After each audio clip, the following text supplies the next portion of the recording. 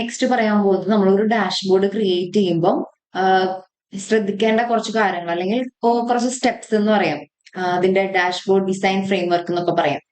അപ്പം അതിന് ആദ്യം വരുന്നതാണ് പർപ്പസ് ഡിഫൈൻ ചെയ്യുക. പിന്നെന്താ റൈറ്റ് മെട്രിക്സ് ചൂസ് ചെയ്യുക. പിന്നെന്താ present the data effectively eliminate clutter and noise, use layout to focus attention, tell a clear story. അപ്പൊ ഇത്രയും സ്റ്റെപ്സ് നമ്മൾ ശ്രദ്ധിച്ചുകൊണ്ട് വേണം ഒരു ഡാഷ്ബോർഡ് ക്രിയേറ്റ് ചെയ്യാൻ വേണ്ടിയിട്ട്. ഇവിടെ കൊടുത്തിട്ടുണ്ട് A well designed dashboard should serve A distinct purpose for A distinct audience, use clear and effective matrix and visuals and provide A simple intuitive user experience. അപ്പൊ നമ്മളെന്ന് വെച്ചാൽ കുറെ ഗ്രാഫുകളോ അല്ലെങ്കിൽ കുറെ മെട്രിക്സ് ഒക്കെ യൂസ് ചെയ്തിട്ട് കാര്യമില്ല. മീൻസ് അത് നമുക്ക് മനസ്സിലാവണം. നമുക്കല്ല, അത് എന്താ ആർക്ക് മനസ്സിലാവണം എന്ന് പറയുന്നത് ഓഡിയൻസിന് മനസ്സിലാവുന്ന രീതിയിലായിരിക്കണം നമ്മൾ ക്രിയേറ്റ് ചെയ്യുന്ന റിപ്പോർട്ട്.